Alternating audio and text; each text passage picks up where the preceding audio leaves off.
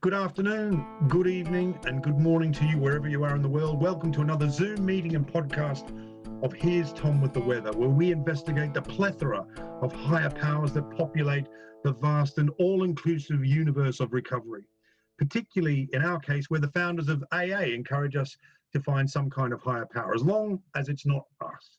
For example, in the third step of the Alcoholics Anonymous 12-step program, it states, we made a decision to turn our will and our lives over to the care of God as we understood him. And also to the 11th step, where it states, sought through prayer and meditation to improve our conscious contact with God as we understood him, praying only for knowledge of his will for us and the power to carry that out. We speak to people with all manner of higher powers, from those who consider themselves to be atheists, Sufis, agnostics, Christians, Buddhists, followers of Islam, paganists, and those who subscribe to something called non-duality. We leave no stone unturned. It's our aim to promote understanding and open-mindedness so that alcoholics and addicts can find a higher power of their own to stay sober and carry the message. And please remember, just again to reiterate, this is not an AA meeting. It's just some people's versions of the truth, whatever that may be. And sometimes we talk to seekers, to gurus, and people not necessarily in recovery. But today, it's my honor to introduce you to somebody who's got not only a fantastic take on the steps, but also a great concept of a higher power. And his name is Kurt Zimmerman. Hi, Kurt. How you doing, mate? Can we unmute him? Good to see you, Kurt. Good to see you. Yeah, good on you, mate. So I'm just going to do a quick bio, and this is something else off his website, which is called Two Trees. And this is Kurt Zimmerman. Kurt Zimmerman has been involved in the recovery community for over 30 years. He works with others in the process of spiritual transformation. He's led workshops, retreats, and meditation groups involving seekers from both in and out of the field of addiction. Steeped in the wisdom traditions, Kurt has a unique ability to access insights into transcending the dysfunction of the human condition. He meets privately with individuals and facilitates large gatherings at Two Trees Insight Guidance at Redondo Beach, California. And it's my grade. So thanks very much, Kurt, for coming out. Mate, I'm just going to start straight off the bat. I just want to ask you something from that. And it's on your page. You have a quote from Shams, who was the instructor for Rumi, which I really love this. And I want to get your take on this. And that it's really in your face, is this on your website. And the quote is by Shams, intellect takes you to the door, but it doesn't take you into the house. Why have you got that on the website? What does that mean to you? Why have you got it there for us, mate? Well, I thought when I first heard that quote, I thought it spoke to the whole point of what we were trying to get across as far as insight guidance, rather than just life coaching or something like that. And why it had such meaning for me is because of the experience I had that when there was a collapse of that, and an awareness came from that collapse, there was the realization that, oh my gosh, I could have never experienced what I'm experiencing through the intellect, through the emotions. There was for lack of a better word, transcendence. And that's why it spoke to me. I mean, I think that's what he's pointing at. I mean, we're using language, and that's all we can use. But that language, and I'll take it back to the meme through the 12 steps, it says, this great reality is deep down within. Well, you try to access what that means through the intellect, and you come up with concepts, ideas, belief systems, and all of those fall short. There's another part in the book that says, we'd been leaning too heavily on reason. We couldn't quite step ashore, And metaphorically, that's kind of what happened. Is it was like I use this analogy sometimes. I'll say, I was put on this other shore, this other island. And I knew from the experience that there was an access to something bigger than me. That was me. But this other shore, I thought, well, I don't know how to navigate this other shore. So I need somebody that can help me, tell me where I'm going, because I had an experience in 1986, and I was sober 19 years and then drank again. And I'd accessed that shore in 1986, a profound awakening. But what happened was, unbeknownst to me, and I'm just putting this into language, I'd accessed that shore, but I ran around the island like I knew what was happening. And the pygmies almost killed me. I mean, that's kind of, and so when I was placed on that shore again, I realized, okay, this is no accident.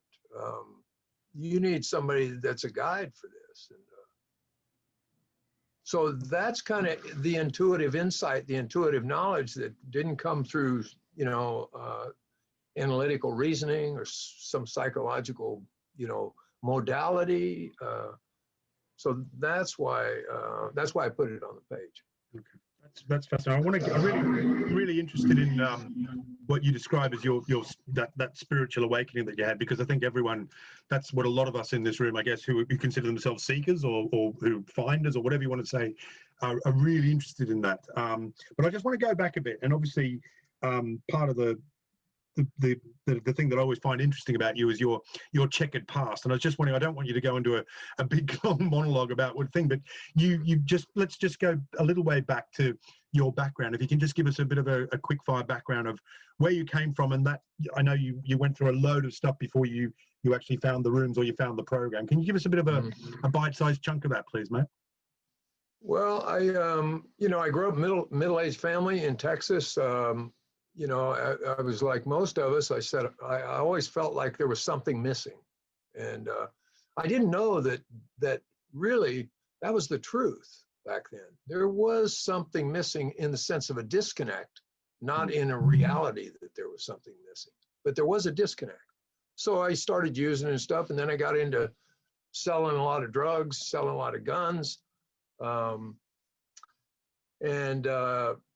probably was arrested 20, 25 times before I was the age of 25. And most of these things were, not violent crimes, but there was one time where I did a robbery and caused me to end up going to the penitentiary in Texas. And these were all, they were catalysts to that collapse.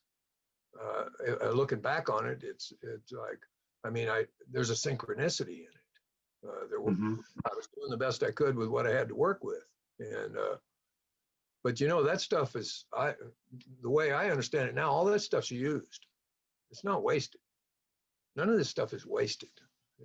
It's used. I mean, Bill Wilson wrote a great thing. He said, "We till the black soil of hopelessness from which all spiritual growth will flower."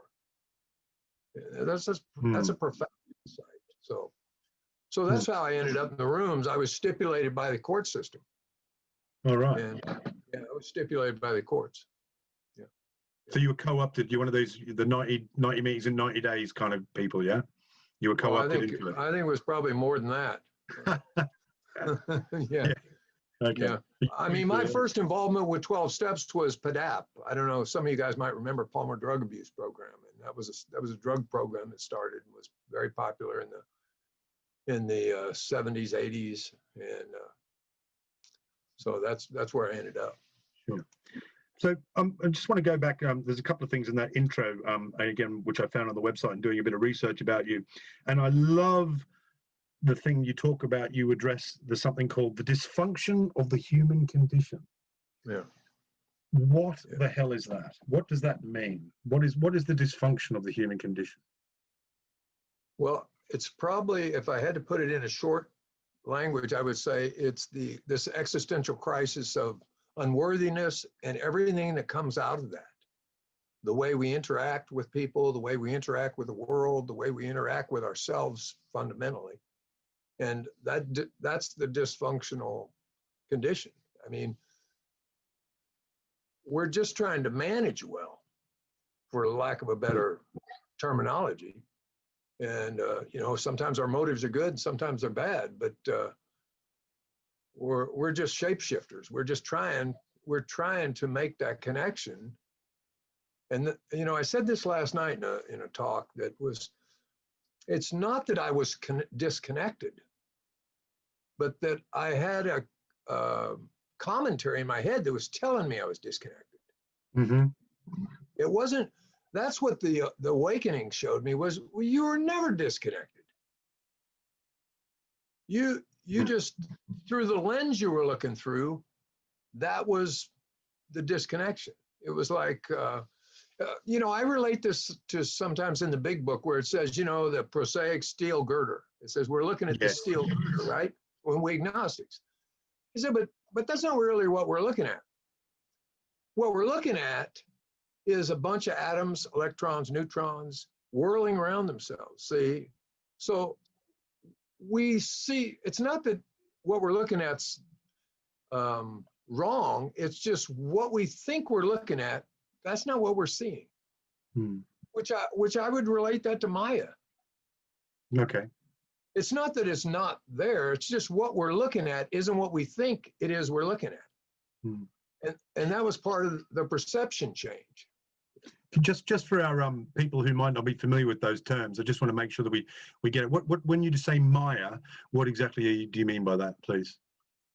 Well, from my understanding, I mean that's how it's a term that comes from the Eastern traditions, and it's that illusion.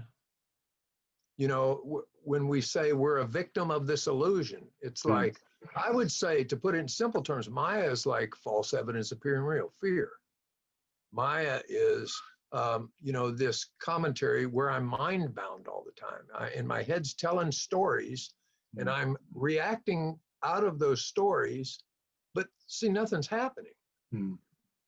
And so we create this kind of dysfunction or reality that's not really reality. It's more of an alternate reality. And we live from there. And all that place can do is produce confusion, anxiety, fear, frustration, despair. Yeah, we can go on and on with it. And that's what I mean by this sometimes when I say existential crisis, this is the reality that most of us we manage well in that and we think that's life. And it's not. It's not. Yeah, go ahead. I think we asked last week's guest, I think that many of us were here that heard that when I did ask the question about, are we living in some kind of, your belief that we live in some kind of matrix-like dream illusion, which isn't actually reality. It's a projection of, it's a make-believe projection. Is that something you subscribe to? And the second part of that is, why the hell is that happening? Why is that the reality that we have, if that's the case? Yeah, well, I would answer that based on not so much what I've read about it, but from the experience of waking up. I mean, and what I mean by that was where this thing seemed to come over me. And what it revealed, this awareness revealed, was that this whole time, my whole life, even in AA, I was managing my life with spiritual principles, with the steps. My motives were good. And seeing this from this awareness, it just revealed a lot. And now why that's happening, I have no idea. I think part of the path of being on this three-dimensional plane or whatever is to awaken to that. I just think that's part of the process of evolution and maturation towards wholeness. I think that's the whole point.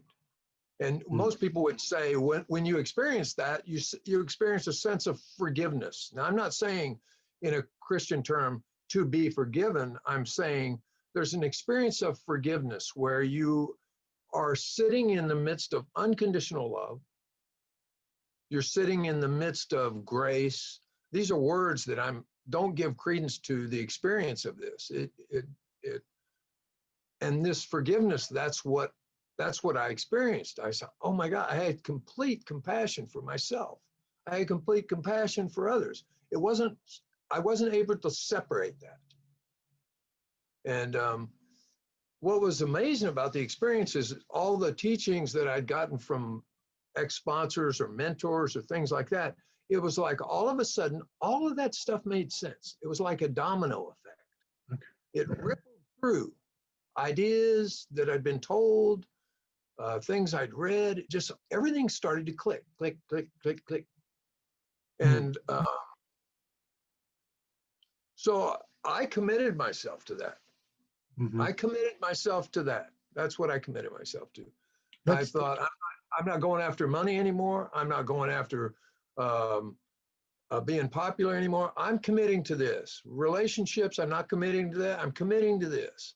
And if anything wants to unfold in the midst of that, I'm open to receive it. And so that's kind of what, and that's been a daily thing for, 11 years almost. Wow, that's fascinating, mate. And because I've heard your story, and I've heard you actually, because we've spoken on a few occasions, and I wanted to talk to you about your awakening, as if that's the right word, or the seeing, or whatever it is that you had, because I'm fascinated by that. But it's one of those things for me, which is really exciting. Is that the two people that I have heard of is Ramana Maharshi, who had a sudden awakening. He's one of those fortunate people who, if that's what happened, is he had a sudden awakening and had to deal with the shock of the reality of existence, and spent days and days and days and went on a big pilgrimage to his holy mountain. And the same with the guy called Eckhart Tolle, who again was one of those who had a huge awakening and had to deal with it. Was that the same? Did it take you some time to recover? And I want to ask you specifically about the event, but can you just tell us what happened in the after effects to that? What happened to you as a person? Yeah, well, the second one, the first one was, it was, I would say, if I had to say, one was a little deeper than the other one. And it was funny because the second one that happened, I couldn't have understood or stayed present in it without the experience of the first one. It was like I kind of knew, don't call anyone, don't do anything, just be in this experience. And what it felt like, to be honest with you, it felt like I was plugged into a light socket for 30 days. Everything, there was nothing to do. And there was just this observing that was going on. And in fact, I called a friend of mine. I said, this has got to stop. I said, I can't get any sleep. And he said to me, he said, why would you want that to stop? I said, Jesus Christ, this is like being plugged into a light socket. It's like everything's clear. So when that started to fade, because of, I'm using the language that I've been brought up with, worldly clamors, ego, commentary in your head, I was very aware that was happening. So when I started to go back to work, I would pull over on the road. I'm like, okay, wait a minute. And how I kind of followed this was I knew what I'd already done that didn't work. So if I got kind of pulled into business again and I started making money, and I put the brakes on. I said, wait a minute, I've done this before. This is not it. So it was more about unlearning. And of course, I was open to a lot of things. A lot of things I was really, really aware of. People would mention something and I'd look into it. There might be a book or an author, and I started to, we have this gift of discernment, resonance, and I use this like this. It's almost like metaphorically, it sounds like that. Or it sounds like this. Yeah. There's a resonance that you become conscious of. And so I was always a big student of Houston Smith. Houston Smith was a guy that wrote a book called The World Religions, and he taught comparative religion. He was big in the LSD movement back in the day with, all these guys that really started from the 50s to Aldous Huxley and all these. And I started reading some of his stuff. And, it would point to one thing and then I'd read something else and then it'd point to another thing. And we had this conversation the other day. I cast a wide net. I was we were laughing at the promotional thing, Linda and I said, geez, Dave, you really went overboard on this thing.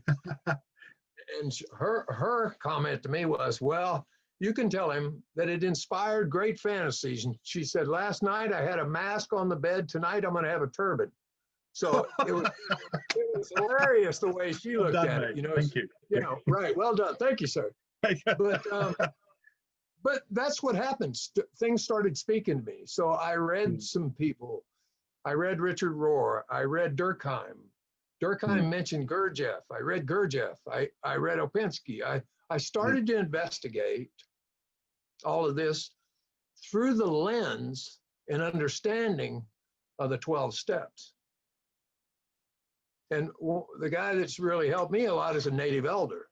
And what happened with that was this understanding started to integrate in all the teachings that I'd been given that I didn't understand before. Okay. And was that like, I think you describe it as wisdom traditions, I think in your bio, we've mentioned that before. And we plan on getting some medicine people with expertise in that field. And I know that that's something that you subscribe to. Great. Can you give us a breakdown of that again, please? Well, some of, when I say wisdom traditions, I'm talking about all of them, all these, you mentioned like Eckhart had an awakening. Yeah. I think there's most of the people we've heard, I think that's what happened to the Buddha. I think he had an awakening and then he had a following. And that's what I think happened to Muhammad. I think that's what happened. See, these awakenings in varieties of religious experience by William James, which was, it was the Gifford Lectures in 1902. This is exactly what he wrote that book about. It was like varieties of religious experience. Well, back then, he wasn't talking about institutions of religion. He was talking about, we could say, spiritual experiences. So the whole book was geared towards mysticism, conversion. And it's funny because this is the book that Bill Wilson read when he had his awakening, because he thought he was losing his mind. So he was suggested to read that book, and what he read in the book was other people that had these same conversion experiences. And the one thing they identified in was the common denominator to these conversion experiences was suffering. That was the common denominator: struggle, frustration, the existential crisis, alcoholism, whatever you want to call it. However it manifested, that crisis was crucial for this experience. And I've talked to, I don't know how many people, Marty and I talked about this the other day. I drank again. Well, somebody else might have gotten suicidal at 35 years sober. Or they might have, just my older brother, who's not an addict, said, he climbed the ladder of success. And he said he realized after getting to the top, it was on the wrong wall. Same problem. Yeah. Same problem. So we when I say I cast a wide net, that's what, there's a dilemma that most people are suffering from. And that's what drinking did. I mean, what it did to me was, I'd take a shot of Grey Goose and I would be able to breathe. Everything's okay.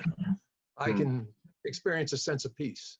I can comprehend the word serenity. See, I can emulate those same promises. They were just fleeting, though. There was no, as Paul would say, there was no what's the word he uses? Stabilization. It never stabilized.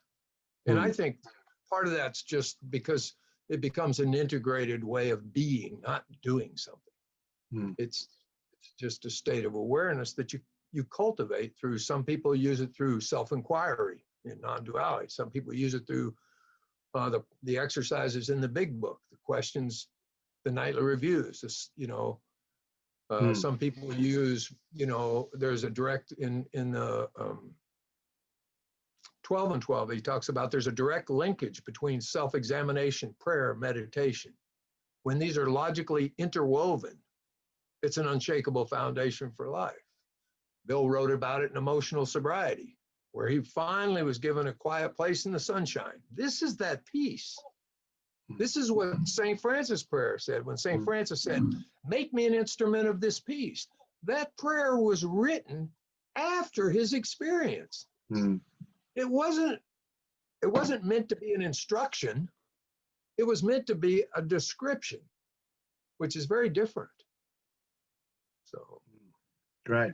Mate, well, you've struck off, and I'm just going to invite people to start raising your hands if you've got a question for Kurt, and just to say we'll probably vet them first, just because we've only got like another half hour or so, maybe 45 minutes, depending on how much time we got there. Kurt, you're okay to hang around for a little bit, I guess. I'm good. Yeah, good, mate. Well, this is wonderful. So I've got a couple of questions, and just a few of my typical light questions for you. Okay, you know what's coming. Who or what is God? What is God? Who is it? Is it a divine intelligence that's looking after you, or is it a nice benefactor? What is it? What is it?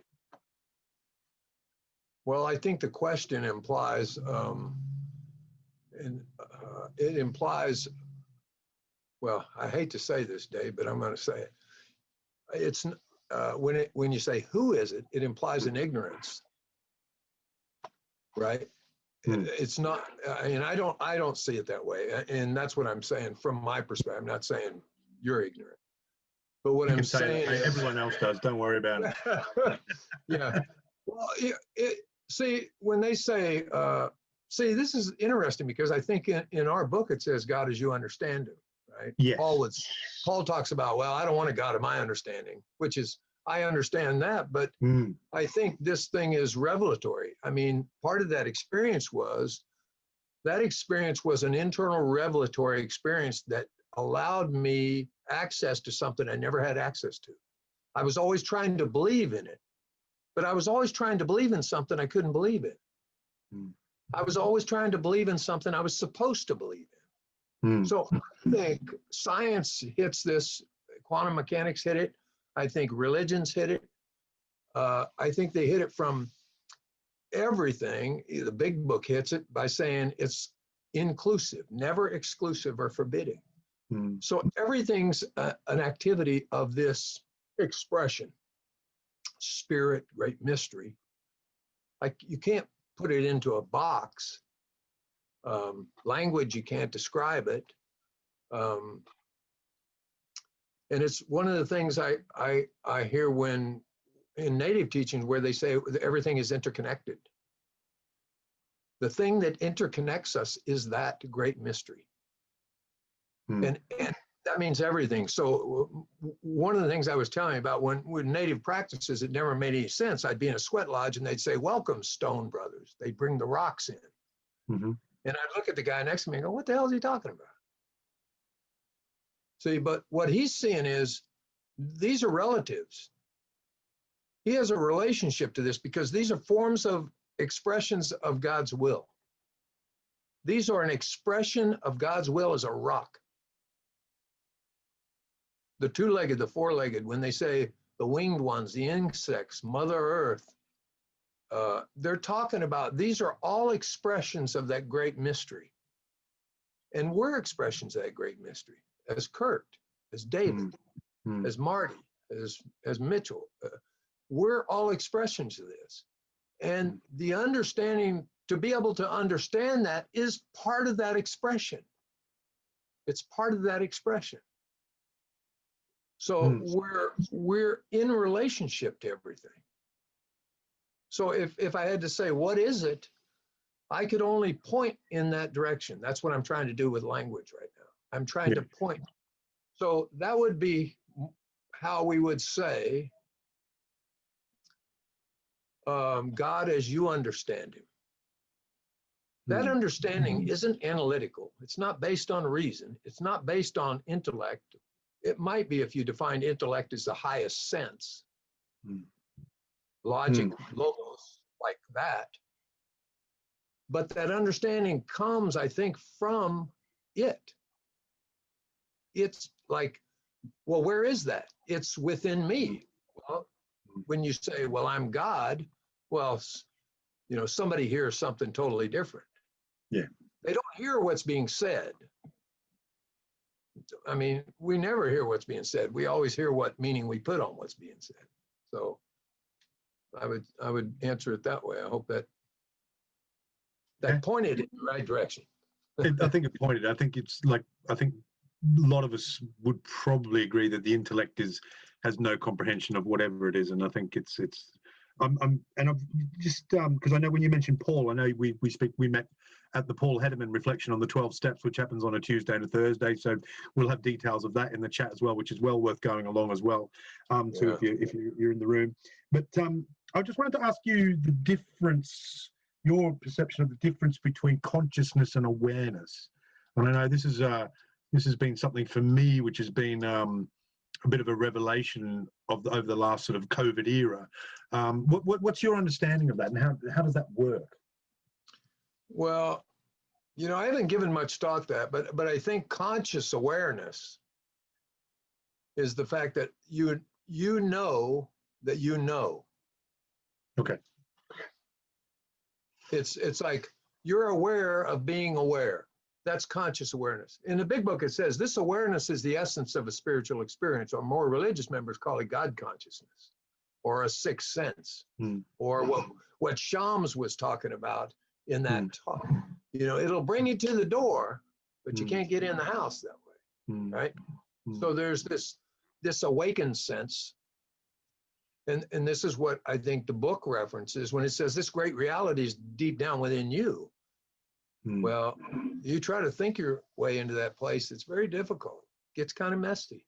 I know for myself is that actually contemplation of that is when the intellect tries to work that out, the awareness of being aware and putting that into context of it's beyond my comprehension. It's totally beyond my comprehension, and that's why I just, because I'm lazy, I just give up, and I take it that I'm that I can I'm just here. That's it. So so there's a couple of questions here, and I know Fernando has put something, and Fernando, I'll ask it for you. Fernando, you're more than welcome to hang about afterwards. He said, Fernando asks, where is a good place to start in meditation? Are there any good books that you recommend for guided meditation versus being still? Well, are there any good books? God, there's a lot of good books. I mean, there's a lot of different methods that people use to arrive at a meditative state. And that's the point, I think, of meditation, is to arrive at what we're talking about. There's Vipassana, there's so many different centering prayer, but I don't think, God, it's hard to answer that one. I don't have any specific books. I mean, this is where a lot of, self-inquiry comes, where some people would follow that path. Thomas Merton would have centering prayer. He'd follow that path. Vipassana. There's so many different forms of that, but and that's not what my path was about. In fact, I was talking to somebody about this last night. It was almost reversed for my path. My path was I was awakened, and then I had to find out what it was about. It was like I had to unpack, and I'm still unpacking. I'll probably be doing this the rest of my life because I don't think there's an end to it, which is great, because that's the beauty of it. It's like it takes all the weight off. It makes it exciting. You don't know where you're going to end up.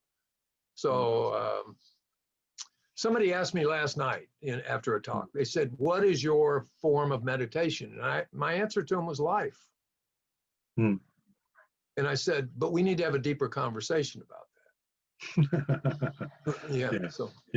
Well, we spoke briefly about your own practice, and I found it quite lovely what you were talking about, your practice. And could you reveal to us what your practice is? I know you have a certain routine that you go through. Could you tell us about that, please? Yeah, and it's interesting that when we were talking about the other day, because I probably should have. Well, we can expand on it now. Sure. I go to the beach every morning. I sit on a wall. That's just my routine. I brush my teeth that way. It's not something I have to do anymore. It's just something where I go first thing in the morning before I come to the office. And I use the practice in the big book because that's how I was instructed. And part of that had to do with, I had a very big misinterpretation of those questions, nightly review, inventory, because I was doing it all from this condition of self. It was all guilt and shame based. And one of the things I do is, the first thing I do in the morning is I ask for my thinking to be directed, divorce it from self-pity, which is, to me, self-pity is the past. And it says dishonest. Well, how am I dishonest?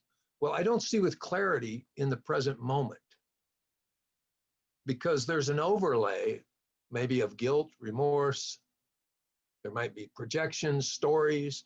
So see, I'm not seeing with clarity in the moment. What I'm seeing through is seeing through a lens that's tinted. So it's saying divorce it from dishonesty, and self-seeking would be the future. Okay. So that would be projections, false evidence appearing real, fear. So when I do this on a regular basis, it's kind of a mote thing I do. And I'm not doing it to arrive at my thought life to be on a higher plane. That's already there. I mean, I'm aware of that. That's just an integrated part of what's going on. But it's the mechanics of what I do every morning. It brings me consciously aware of, this is how we're going to start the day. So I use that, and then I sit, and sometimes I might read something. I might, it just depends, whatever I'm moved to do. I don't have it in such a structure that it's got to be, gets mechanical. So, yeah. I was just thinking going down the beach, maybe where you are, is probably a bit different from going to Scarborough in Yorkshire, or maybe in Ireland, wherever you are in the world, and going there. Yeah. Do you find that the beauty, the scenic kind of beauty, wherever they could be a forest, it could be a countryside walk, it's the nature thing is very important to you in your practice? Yeah. Okay. Well, I used to think that's not, I had an old idea what meditation is. You have to do this, you have to sit this way, you can't do this. It was very structured, mechanical. And then I listened to Thich Nhat Hanh talk about walking meditation and his contemplative reflection of his relationship to the trees. That his breath was giving them what they needed, and that the trees were giving him what he needed. There was a relationship. So there was this contemplative reflection while he was walking. And I think this is, Paul talks about this when he says, these forms of prayer meditation aren't the only way to improve your conscious contact. For me, the ocean has always been a draw. I dove for a long time. I used to go to the outer islands here. I was very connected to that. And, I used to think that was a form of meditation, to go diving and be neutral in the water and in complete silence. There's a relaxed state that you drop into. But see, we have such a confined idea of this. I think it can be bigger than what we think it is. Another quote, Rumi says, there's 100 ways to kneel and kiss the ground.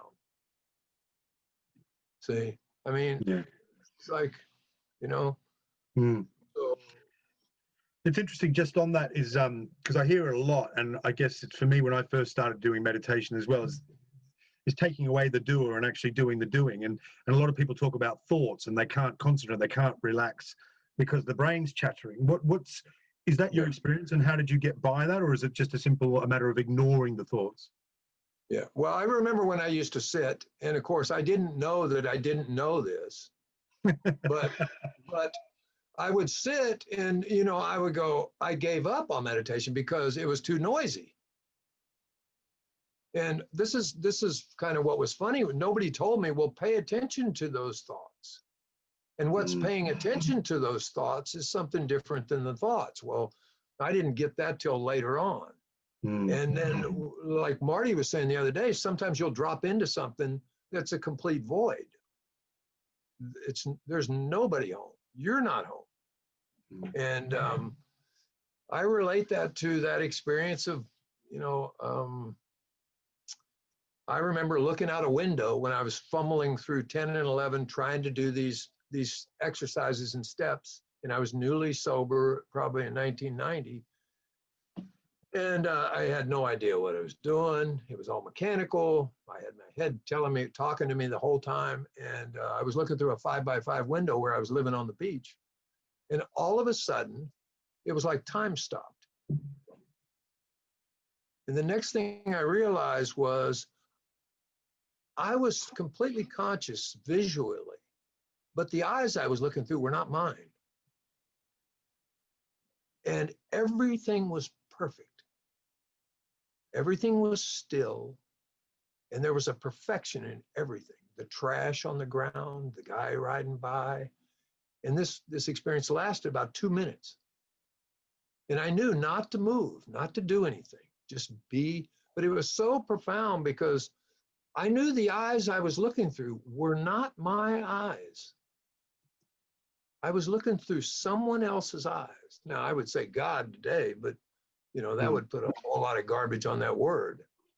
Yes. But there was some other awareness, consciousness I was looking through. So. Wow, that's beautiful. So we've got a question. Before I go to our mate Lebowski, I've just, Joel Goff has said that he recommends forest bathing, Japanese meditative practice called Shinrin-yoku, which is a beautiful practice. So thank you very much for that, Joel. That's lovely. Mm-hmm. Quite a few questions coming up, but I'll go to Lebowski first. James, I know you've got an interesting point to do with the Course in Miracles, the Course in Miracles. James, do you want to come in there quickly? Well, I was inspired to ask a question, but then after I was listening to Kurt, I stopped caring about what I was going to ask. Yeah. And I really enjoyed your share at the beginners. I think when you shared at the beginners meeting, it was just such a powerful meeting that I wanted to be here to listen to you. But I've got a lot of stuff going on. Really? It may not be a good time to ask a question.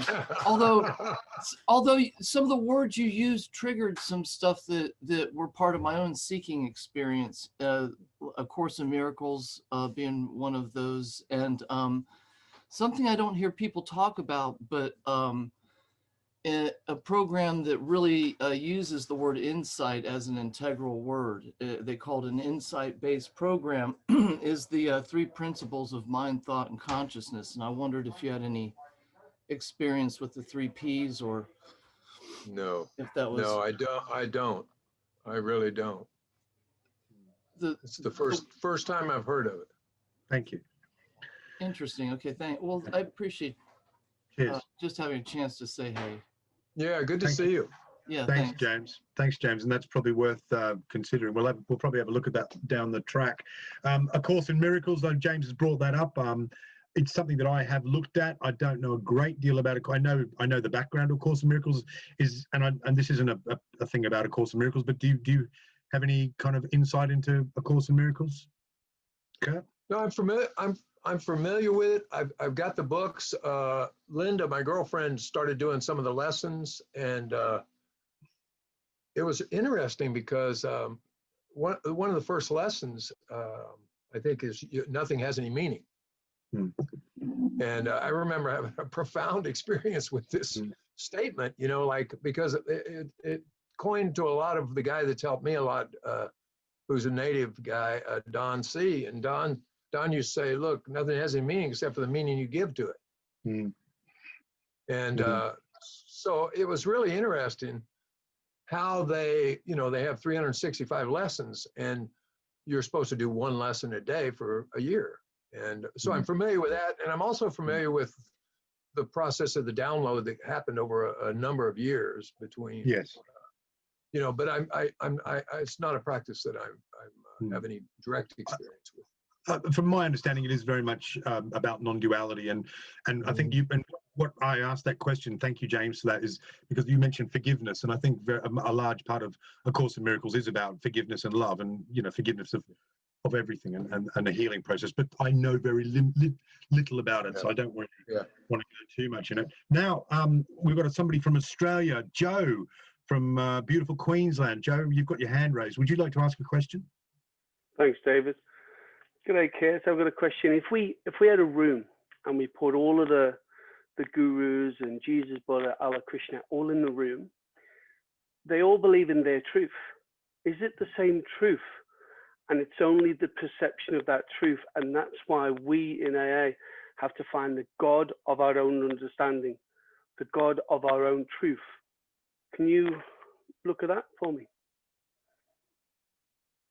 Well, that's interesting. I think that's true. I think what you're directly pointing at is, and this is we were talking about this the other day, this is a perennial philosophy perspective. And what they believe is when humanity needed help, that this thing manifests on the earth.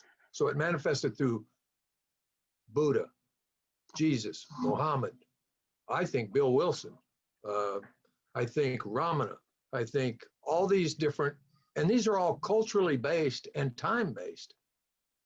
So the native traditions, the native people. So I think it's, there was an exercise we did at one of these retreats one time where we were asked to go out and look at a tree, but we had to make a circle around the tree. And everybody wrote something different about this tree, but everybody was looking at the same tree. You know, it ties into that Hindu story about the elephant. You know, one guy grabs the tail, one guy grabs the trunk, one guy grabs the ear. Everybody's describing their experience or direct perception of this thing, and they've got a piece of it, but they don't have the whole picture.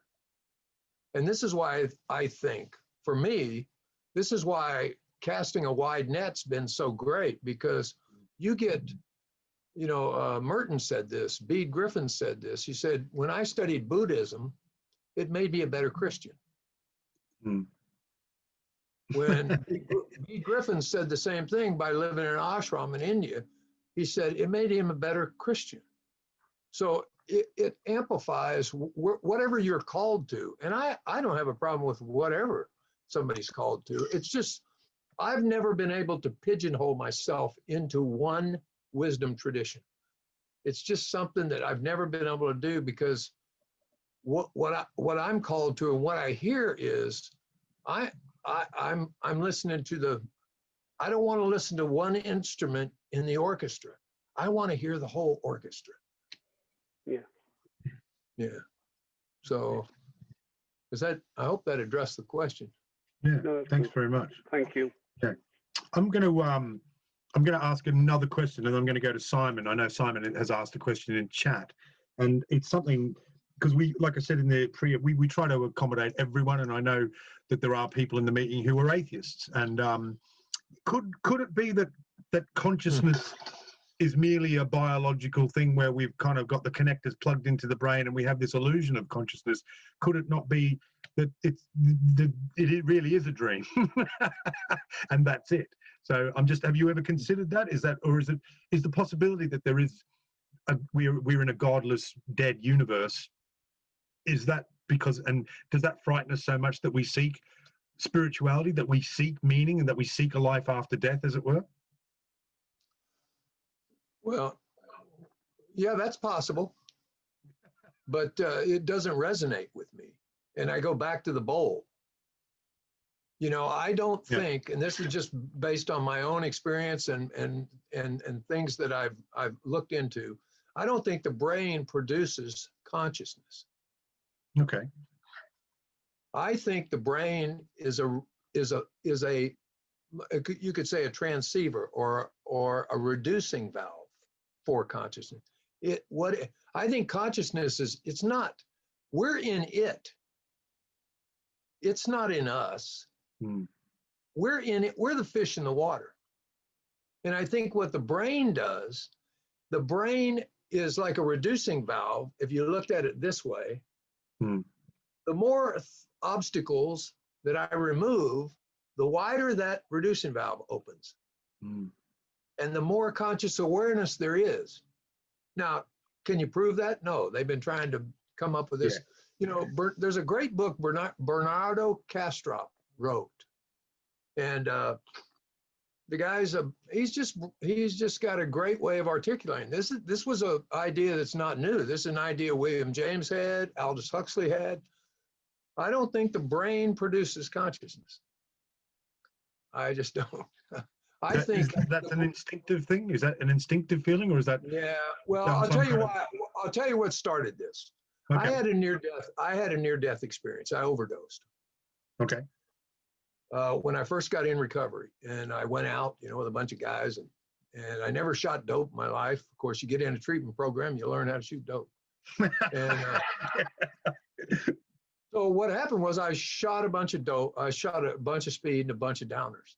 And I went home to the people I was living with, and I laid down in a beanbag chair. And the next thing I knew, I was about 15 feet above my body. And, I looked down and I could see my body laying there completely unconscious. And I had this funny sense. I had physical sight. I had conscious awareness, but I was not in my body.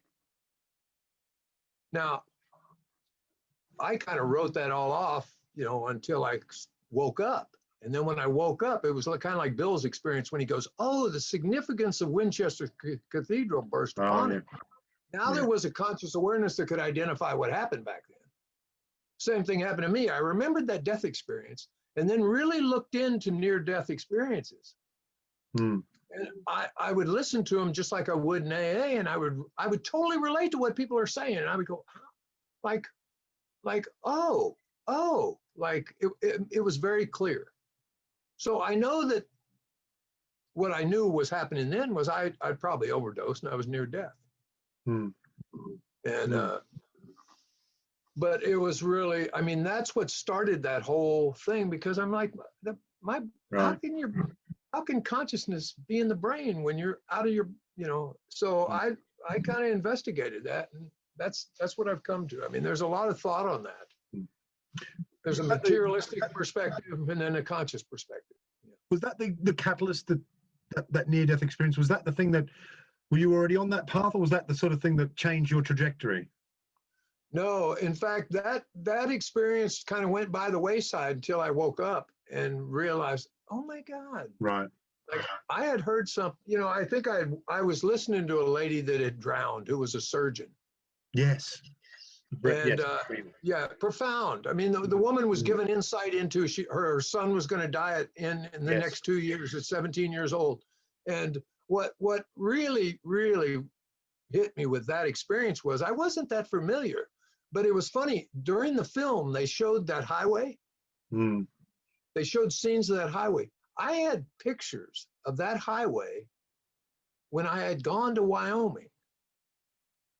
And I had pictures in my phone. And I thought, this is weird. This is too synchronistic. I had been in the very area that she was talking about. And I thought, how does this happen? Like, how do I understand what she's talking about? So that kind of, those kind of things are what kind of inspired me to go deeper. In retrospect, that's fascinating. I saw the same videos. I think she was in South America or somewhere. She was on a canoeing trip or something, and she went over a waterfall. I think Costa Rica or something like that. Yeah. Fantastic. So we've got a question from Simon. I think Simon's got a question about Jesus. Simon, do you want to ask your question there, mate? Yeah, thanks, David. Yeah. Thanks, Kurt, for everything you've been saying. It's like when Jesus said, "I've overcome the world," would you say that your experience is analogous to that, or an element of that, or is it on the way to that? Yeah, and also, I would say.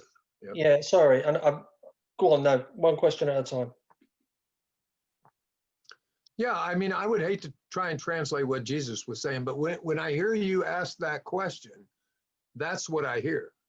It's like you're in the world, but not of the world. And I think that's the, for lack of a better word, transcendence, or that's the release of the bondage of self. It's not. I think that's a present state condition. And it has always been a present state condition. I just didn't know it.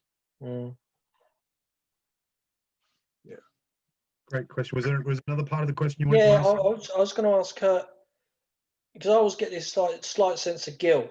I don't know how it is. I wasn't brought up in a Christian community particularly, although it was broadly a sort of Judeo-Christian kind of environment. It's in Britain, England, and so what else may I think is to find the most esoteric sense in what Jesus is saying, which I almost sense it feels like it gives me a sense of permission to, as he says, widen the net. I don't know why I feel like that, but I do. And so when Jesus, for example, said, "Love your enemies," esoterically, does Kurt feel that was an injunction to observe one's thinking, to resist not evil? Great Well, question. yeah, that is a great question. And I don't even know if I can answer it. What I can say is that there is a sense of awareness that gets heightened through whatever practice or whatever, that lets you know that people aren't doing these things to us, that they are doing it from the state of fear and ignorance that they're in. So it's not that it's like we're not taking it personally. Like, I think that's what that means, because forgive them, for they know not what they do. Yeah, it's exactly. In fact, Linda said this to me one time. She said, "How come you don't get mad when people get angry with you?" And I said, "Oh, honey, they're not angry with me." She said, "What do you mean?" And I said, "They're not angry with me. They're pissed off I won't fit into their little plans and designs." I said, "That's not my job." So it's not something we take on. See, that's that sense of personal self that, I was trying to talk about, was like, this thing is like, this isn't about me. And I when I say me, I mean that sense of personal self. Yeah. Thank you. Yeah. Right. Thanks very much. And just a reminder to everyone that we're here every Friday. Next week, we've got a guy called Wayne Lickerman. If you've ever heard of Wayne, is Wayne. Non-duality and very much into the 12 steps as well. So that should be good. And I think he's certainly got some very interesting viewpoints on it. So I recommend you come along. And also just to say that next week we are starting a non-duality meeting on a Wednesday, which will be at noon Pacific and 8 p.m. In the UK and Ireland, 7 a.m. in Australia, AEDT. So please come and join us. We'll put the details in chat later on after the meeting if you want to hang around. It's really great. So I'm going to put you, Donald, our friend in Ireland, he's always got an interesting question. So strap yourself in, Kurt. Let's see what Donald's got to say. All right. Come on, Donald. There you go, mate. Kurt, good listening to you. The man with the many rooms. Tell me, when you were plugged into the light socket, was the mind at peace? Was there light? Was there sound internally? And how was your breath doing? And how was your taste during this experience? And again, while you were astrally projecting, you know what I mean, that come from, you reckon that it came from drugs you were on, or was it just triggers, you know what I mean, that as you went out, you felt be yourself where you can? Interesting question. So I'll start with the second one first. I think that's part of that leaving the body, that astral projection, was about almost a physical death. That's what I think that was coming from. I don't think it was from the drugs. Yeah. And that I can totally identify there, because just an ordinary inoculation that I got for smallpox way back in the 60s was triggered off something, you know what I mean, that told me that I went straight out of the body. That was the 1960s, wasn't it? And was able to look in on other people as well. Yes. I try to do it many times later on using all kinds of substances. Right. But I try to induce it, but that is neither here nor there. But Now, yeah, it plugged into the happens light to us. system. Yeah. Okay. So yes, everything was present. Yeah. But I was acutely aware of my thinking. Now I'm using the language "my thinking." Yeah. It was really more thinking, because this awareness told me or revealed to me that this thinking wasn't me. Yeah. So I was aware of thinking. I was aware of everything. But the way I would say it was, what had the most, the highest resonance was that awareness. Everything else was at a dimmer light, a dimmer, it didn't have as much impact, if I could say it that way. And I was functioning, but it was like the more I was functioning more with what was given to me. Like somebody would say, "Hey, you want to go here?" And I go, "Yeah." "Hey, you want to go here?" "Yeah." There was no plan.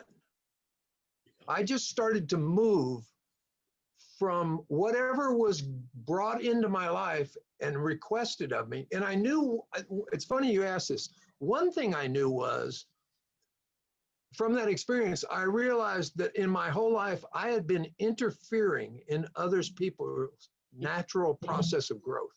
I don't know where that came from, but it was so clear that all of my good intentions were all interference in their path. So that's why I always waited to be invited. Now, this was told to me later in the wisdom traditions, in a native tradition of what that is. But that's a whole different conversation. It's surrender. It was total yes. surrender. Well, exactly. That's what it is. But it's not something we create. It was like, it's surrendered versus surrender. It was like you're surrendered into this state. Yeah. Yeah. Yes. You're invited in.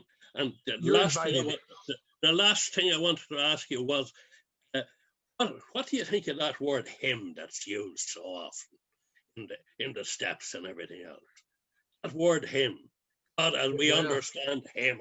I mean, I have difficulty at that level because I cannot sexualize any divinity or anything like that. I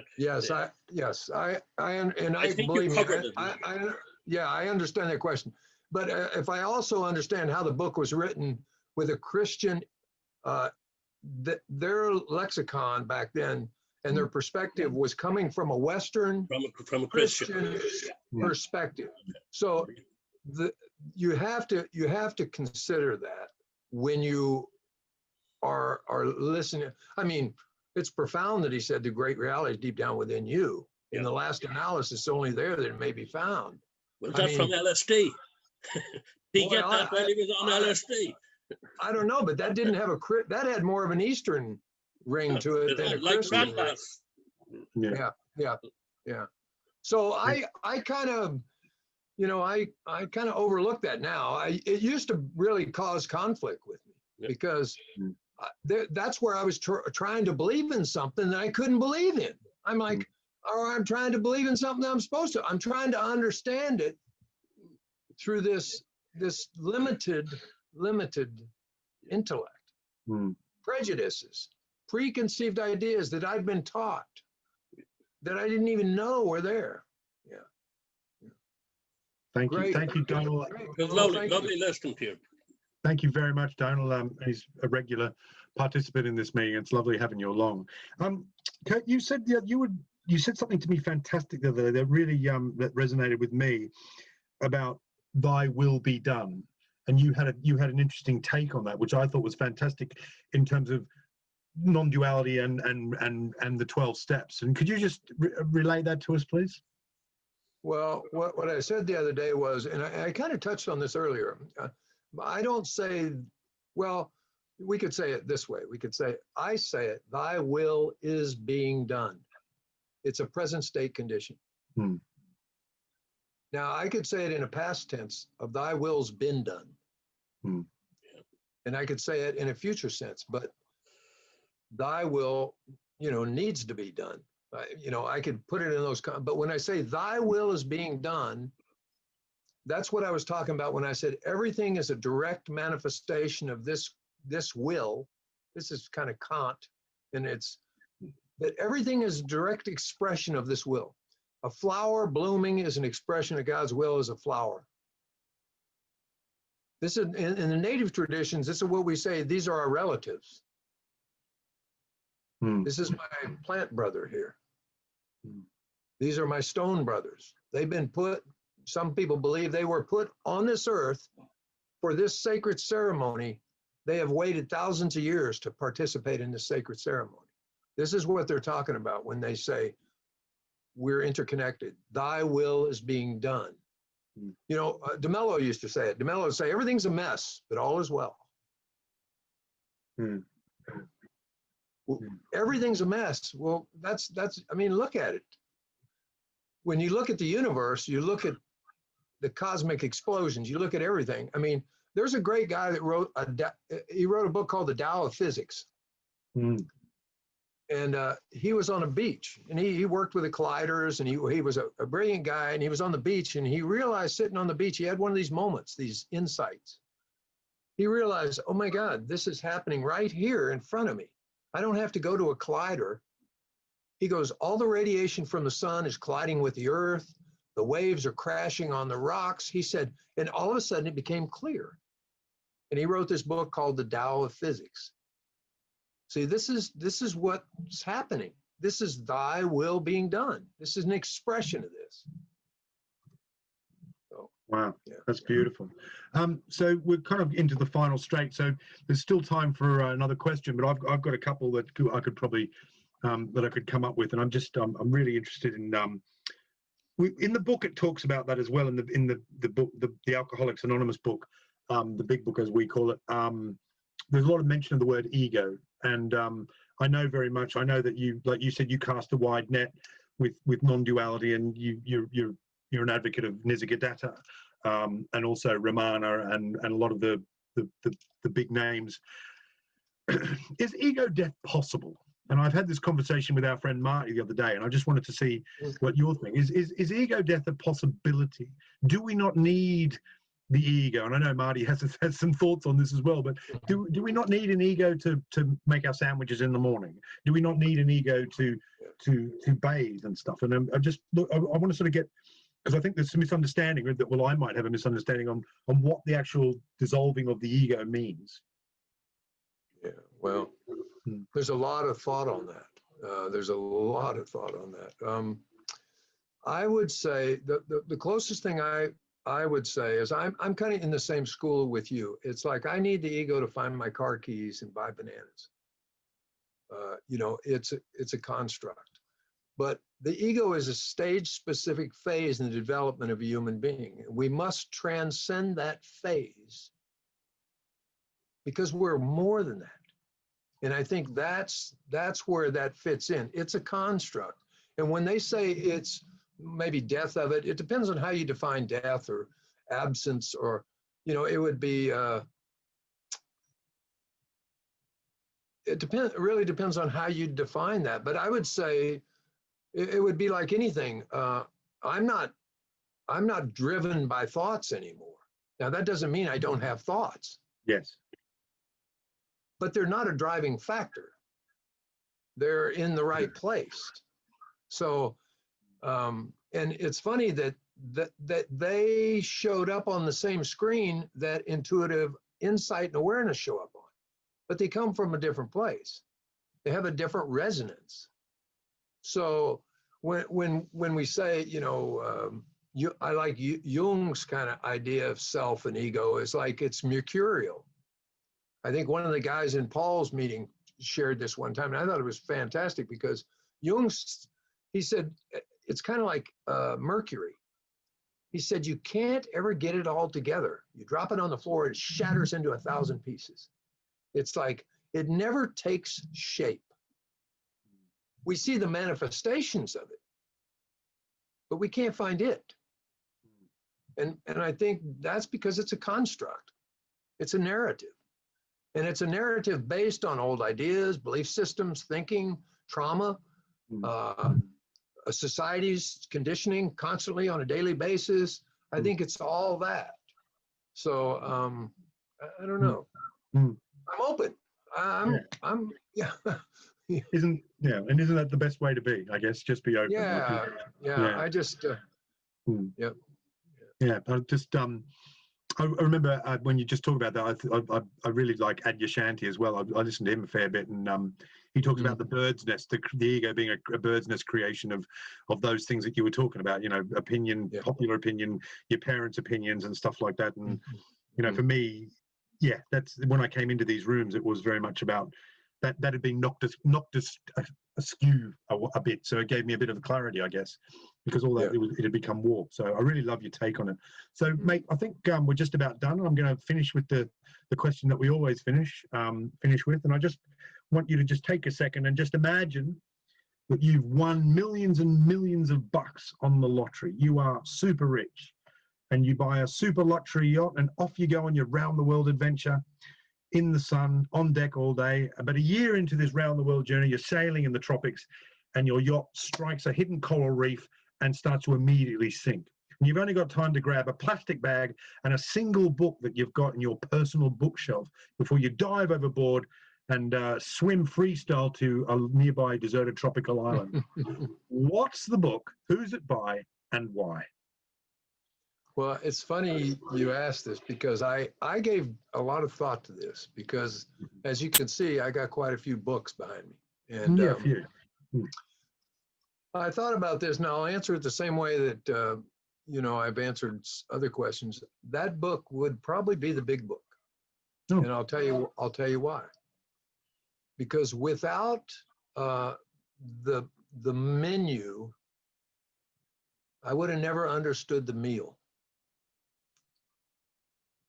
And that book is, and all these other books that I've read, when I read them, the where I bring them into is that cave, that understanding of, oh, that's what it says in the big book. Oh, that's what it says. So without that, I wouldn't have the ability to understand any of the other things. So I would have to say the big book. And, I think, I've heard many people say it. I don't think that book was written. I think it was a download. I also think it's a living book. I think it's a sacred text. And that's just based on my experience, based on reading it, because it reveals deeper and deeper and deeper insights and truths the longer I'm here and I read that. So, I would have a really hard time just taking one book. I can tell you that much. Well, thank you very much. It's been awesome. Yeah. Thank you very much for your time, Kurt. And just to say that if you want to visit Kurt's website, it's www.2trees, that's TWO trees.life. And I know that he holds a couple of, I guess you could say, satsangs and sessions a couple of times a week. And we're going to put that into the chat in Zoom. And he does attend the Paul Hederman stuff as well, and always contributes really nicely. And he's just a lovely bloke, as you can see. And I really appreciate everything that you've come along and joined with us today, and what you've given us today. It's been amazing. So again, we're going to be back here next week at the same time, and with our friend Mr. Lickerman, and we'll be. I'm sure Kurt will be back for that as well. So thank you very, very much, Kurt, and thank you very much, everyone, and we'll see you back next week. Thanks, David. Thank you.